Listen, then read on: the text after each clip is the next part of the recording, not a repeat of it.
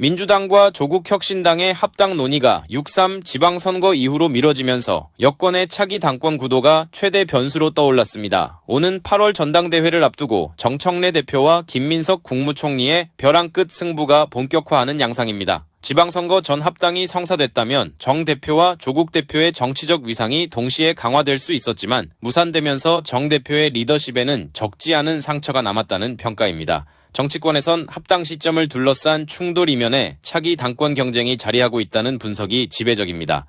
밀약설과 이른바 이심 논란도 불거졌습니다. 민주당 내부 문건 유출과 특정 지분 약속 의혹, 여기에 대통령 의중을 둘러싼 공방까지 겹치며 친명계와 당권파 간 갈등은 새로운 국면을 맞고 있습니다. 다만 양당은 통합추진준비위 구성에는 합의했습니다. 조국 대표는 지방선거 연대의 성격을 명확히 하자며 선언적 연대에는 선을 그었습니다. 결국 관건은 지분과 재보궐선거 전략입니다. 지방선거 연대의 키를 쥔 조 대표의 선택이 여권 권력 지형의 분수령이 될 전망입니다. 뉴스토마토 차철우입니다.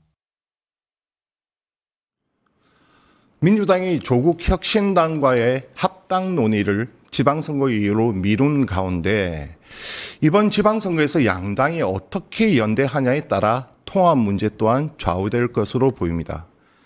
아무래도 최대 관심사는 조국 대표의 출마 및 민주당의 연합 공천 여부입니다. 관련해서 양당 대변인 모셨습니다. 이재명 민주당 대변인, 한가선 조국 혁신당 대변인입니다. 두 분 안녕하세요. 안녕하세요. 네. 자, 어쨌든 진통은 어제로 좀 마무리가 되는 국면입니다. 네. 네. 그럼에도 불구하고 이번 과정을 거치면서 서로 너무 격한 발언들이 오가면서 양당 지지층, 당원은 물론 또 민주당 같은 경우는 민주당 내부에서도 좀 둘로 쪼개지는 그러한 극심한 분열을 보인 것 또한 사실이거든요. 네. 좀 잘 봉합될 수 있을까요? 감정적 앙금이 남지 않겠습니까? 이런 걱정도 있습니다. 잘 봉합하는 것이 또 숙제인 것 같습니다. 사실 갈등은 언제나 이렇게 내재되어 있다고 생각을 하는데 네네. 이렇게 합당과 같이 민감한 문제들이 나오면 이 갈등들이 수면 위로 올라오는 것 같거든요. 그래서 각자가 어떤 생각을 하고 있었고 그다음에 앞으로의 계획이 어떻다라는 것이 어느 정도 좀 드러난 것 같습니다.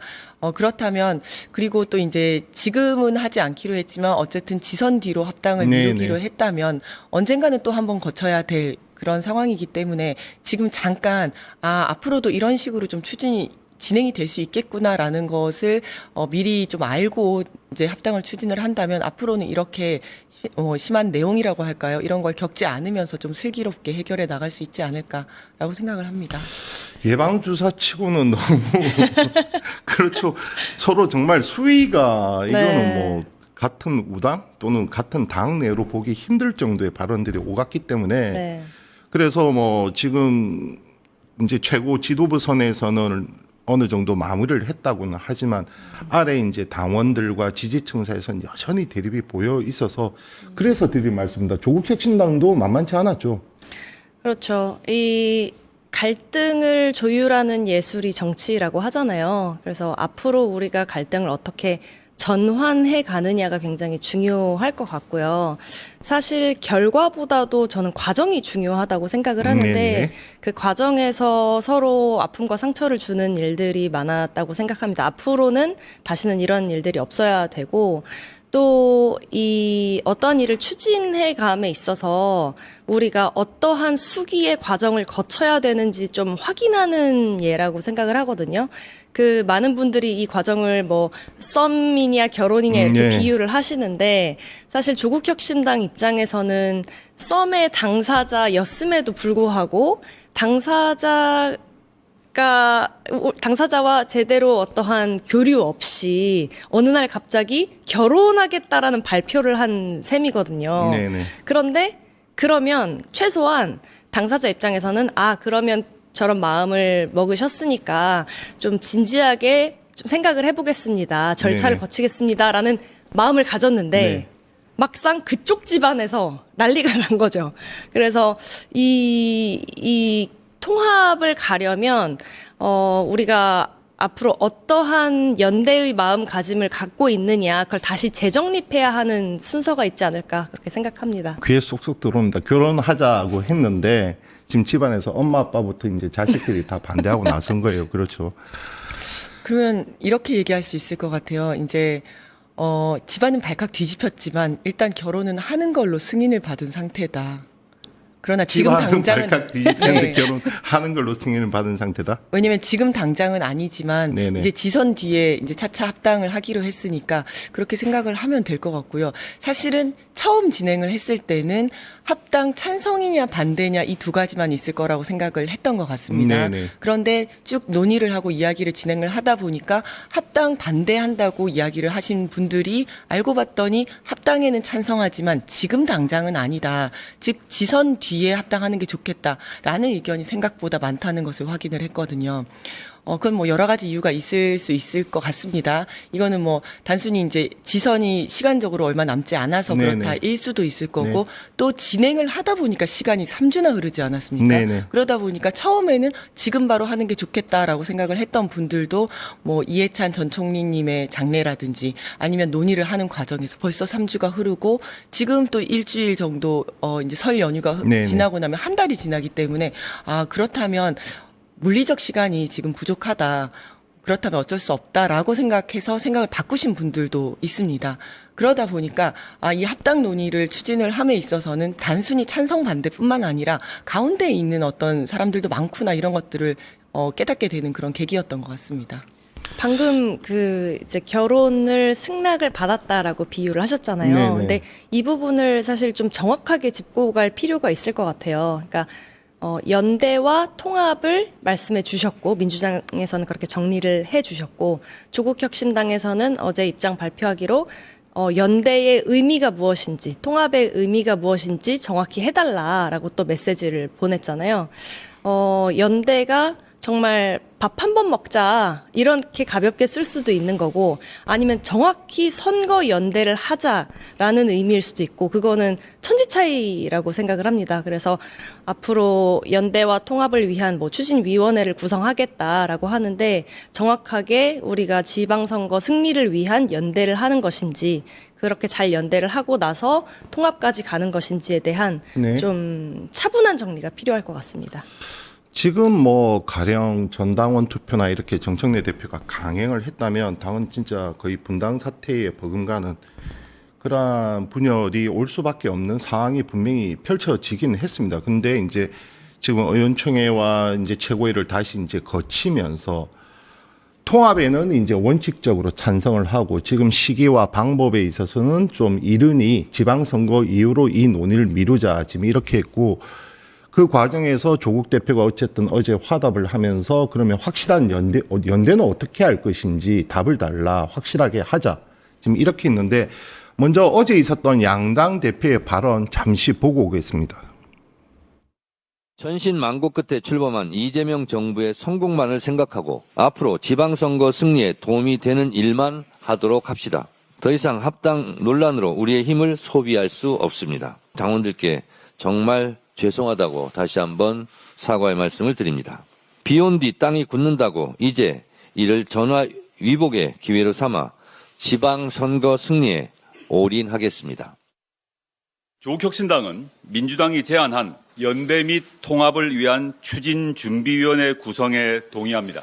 먼저 민주당이 제안한 연대가 지방선거 연대인지 아니면 추상적 구호로서의 연대인지 확인해야 합니다. 방금 보신 것처럼 정청래 대표는 어쨌든 이번 혼선과 갈등에 대해서 사과를 했고 그리고 조국 대표는 그렇다면 지방선거 연대인지 추상적 연대인지 확인을 하자 지금 이렇게 했단 말이죠. 그러면 지방선거에서 이 연대가 어떻게 어떤 모습으로 이루어지냐에 따라서 향후 통합 또한 좌우되지 않겠습니까? 네. 그런데 이런 상황에서 지금 전북도당 민주당의 전북도당 위원장 같은 경우는 이제 자신의 의견을 밝혔는데 그 어떤 당하고도 연대는 없다 이렇게 선을 그었단 말이죠. 지금 연대의 방식을 놓고도 벌써부터 이제 의견들이 나오는 것 같습니다. 어떻습니까, 민주당 일단?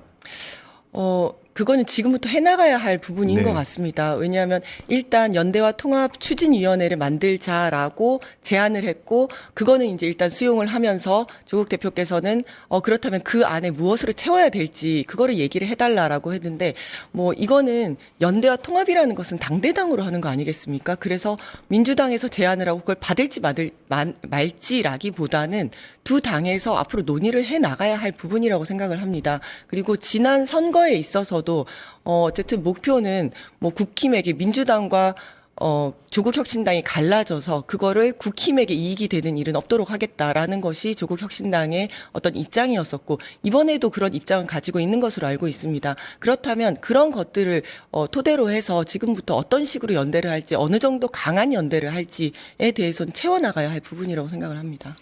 조국 대표가 말하는 지방선거 연대는 무엇입니까? 가령 이제 하위 단계에서 후보 간의 단일화가 있을 수도 있고, 그렇죠. 그 다음에 시도당 차원에서 있을 수도 있고, 중앙당 차원에서 연합공천이 있을 수도 있고, 그렇습니다. 조국 대표가 말하는 연대는 어떤 것입니까? 우선 저희는 쭉 일관된 입장을 견지해 왔기 때문에 공은 다시 민주당으로 넘어갔다고 생각을 해요. 저희의 입장은 뭐냐면 크게 저희 선거 모토 자체가 국힘 제로, 부패 제로잖아요. 네네. 국힘 제로 같은 경우에 이제 내란 동조 세력이 여전히 이렇게 발언을 하고 국민들에게 영향을 미치고 있는 상황인데 국힘을 이대로 둘 수 없다. 제로로 만들어야 된다라는 목표를 갖고 있고, 그렇게 하기 위해서는 국민의힘이 이제 선거적으로 유리한 지역, 예를 들면 영남이라든지 이런 지역에서는 반드시 선거 연대를 해야 한다. 후보를 단일화하는 과정이 필요하다라고 생각을 하고요. 꼭 민주당, 조국혁신당뿐만 아니라 민주, 진보 진영의 전체가 함께 연대를 해야 한다라고 생각을 하고 있고, 그리고 국민의힘이 전혀 당선될 확률이 없는 뭐 호남 지역이라든지 이런 지역에서는 선명한 정책적 비전을 가지고 경쟁을 해야 한다. 특히 이제 이번에 뭐 돈공천 사태라든지 이런 것들을 보면서 국민들께서 많이 실망을 하셨는데, 그러한 사태가 일어날 수 있는 그 근원적인 뿌리를 보자면 정치가 부패해 있기 때문이거든요. 이 공천만 받으면 무조건 당선이 되는 그런 좀 뭐랄까 구조적인 고착화된 문제가 있었기 때문에 이런 2인 선거구제를 폐지하는 문제라든지 이런 부분을 정치개혁을 해 나가야 된다. 그리고 호남에서는 반드시 경쟁해야 한다. 이렇게 생각을 하고 있습니다. 서울을 비롯한 수도권은 어떻습니까? 여기에서는 경쟁입니까? 연대입니까? 그 부분은 함께 논의를 해 나가야 되는 부분일 것 같아요. 여튼 국민의힘 제로로 만든다가 가장 큰 목표라고 보시면 되겠습니다. 지금 조국 혁신당 입장을 들으니까 대충 그려지기는 해요. 약간 네. 박지원 의원도 어제 비슷한 말을 하기는 했는데, 호남에서는 좀 치열하게 경쟁하고 나머지 지역에 대해서는 연대를 하자. 지금 거의 비슷한 논조인 것 같습니다. 네. 이 정도면 민주당이 받습니까? 제가 일단 뭐 정확하게 여기서 말씀을 드릴 수는 없지만 그렇죠. 네. 아마 그럴 수 있을 거라고 생각합니다. 왜냐하면 지난번에 보궐선거, 지방선거 보궐선거에서 이제 비슷한 기조로 간 적이 있었습니다. 그래서 호남권에서는 똑같이 후보를 내서 같이 경쟁을 하고, 영남권에 나왔던 보궐선거에서는 미리 이제 그 연대를 해가지고 한 명만 나오고 이런 식으로 이제 어떻게 보면 그 지금 얘기하는 연대와 통합의 추진의 어떤 예습 같은 역할을 좀 했었거든요. 그래서 그런 기조에서 나가지 않을까라고 생각을 하고 있습니다. 지금 말씀하신 부분도 거의 비슷한 내용입니다. 자, 이렇게만 보면 뭐 크게 진통은 없을 것으로 보이지만 사실 이게 이제 시작입니다. 왜냐하면 연대라고 하면 사실상 연합공천, 후보 단일 후보 지금 이렇게 되는데, 그러면 민주당의 후보와 조국혁신당의 후보가 각각 맞붙는 호남 이외의 지역이 있다면 어느 방식으로 후보를 선출할 것이며, 이 과정에서 가령 연대라고 한다면 조국혁신당에 대한 배려, 이 배려가 또 잘못되면 또 이번에 혼란이 있었던 것처럼 뭐 미략설 이렇게도 나눌 수가 있지 않겠습니까? 뭐 네. 지분 쪼개기, 지분 싸움 뭐 이렇게 될 게 뻔하잖아요. 그러면 여기에서의 후보 방식은 어떤 방식으로 전개되어야 된다 보십니까? 아직 정해진 건 하나도 없다고 생각을 합니다. 하지만 이제 당원들끼리 해가지고 이제 이쪽 당원과 저쪽 당원이 다 같이 해가지고 뭐 여론조사를 한다든지 이런 방식이 있을 수도 있고 아니면 어떠한 부분은 뭐 조국혁신당에서 공천을 하고 또 어떤 지역은 민주당에서 공천을 한다 이런 식으로 될 수도 있을 것 같습니다. 그렇게 되면 민주당 내 내용이 또다시 격화되지 않겠습니까? 그런데- 출마할 후보들이 이미 맞습니다. 네. 맞습니다. 그래서 굉장히 어려운 길이라고 생각을 합니다. 특히 아까 이제 전북도당 이야기도 하셨습니다마는 사실 지역 내에서는 민주당과 조국혁신당의 후보들이 사이가 안 좋은 경우가 좀 있습니다. 왜냐하면 민주당에 있다가 어떤 일이 생겨서 탈당을 하고 조국혁신당으로 간 이제 사람들도 있고 하기 때문에 뭐 실제로 있는 일입니다. 그러다 보니까 지역 내에서는 이 갈등이 스스로 봉합되기는 좀 힘든 상황입니다. 그래서 중앙당 차원에서 이 부분은 정리를 해야 된다라고 생각을 합니다.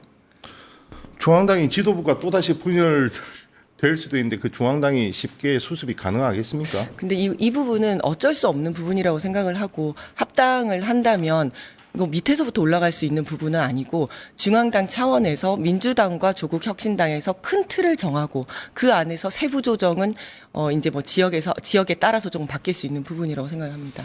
조국혁신당 입장은 어떻습니까? 그러니 호남은 경쟁하고 그 외 지역에선 연대를 하자. 이것이 기본적인 입장. 그 정도는 수용이 아마 가능할 것 같아. 자, 여기까지는 교집합이 모였어요. 그러면 후보 선출 방식인데 일반적으로 우리가 후보 선출 방식을 보면 후보 경쟁력을 놓고 대국민 여론조사를 통해서 후보를 선출하는 것인데 그렇다면 그것에 대해서는 조국혁신당이 받아들일 수가 있습니까? 그렇게 해야죠. 사실 그 여론조사를 하든 아니면은 양 당의 추진위원회가 놓고 전략적으로 지역을 좀 판단을 하든 어떤 그 판단을 선택하든 그걸 좀 따라야 하잖아요. 후보자들이 이제 그걸 따라야 할 텐데 거기에서 또 내홍이 없었으면 하고요. 사실 국민들의 눈높이에서 판단해야 된다고 생각해요. 국민이 보시기에 이렇게 단일화 후보를 정하는 게 적합하다라고 판단을 하신다면 그건 우리가 함께 후보자들의 어떠한 개인적인 문제와는 별개로 다 함께 연대해서 따라가야 되지 않을까 그렇게 생각하고 있습니다. 현재 당의 위세나 물론 후보 인지도는 개개별로 틀리겠지만 당의 위세 등을 감안하면 조국혁신당이 불리한 입장이 민주당이 유리한 입장이란 말이죠. 그렇다면 조국혁신당이 민주당에 어떠한 특정 지역을 양보해라 이렇게 요구할 수는 없습니까? 그럴 가능성은 없습니까? 그걸 뭐 제가 말씀드릴 수는 없겠지만 뭐 이게 양 당의 크기 차이가 확실히 있기 때문에 뭐 5대5로 할 수는 없지 않습니까? 그렇기 때문에 이 논의를 잘 해 나가는 그 전략이 중요할 것 같고 확실히 민주당에서 어떠한 입장을 갖고 있느냐가 훨씬 더 큰 영향을 미치지 않을까 이렇게 생각합니다. 최대 관심사는 조국 대표입니다. 그렇죠. 네. 조국 대표가 아직 뭐 정하진 않았죠, 출마 지역을. 네, 정하진 않은 상태입니다.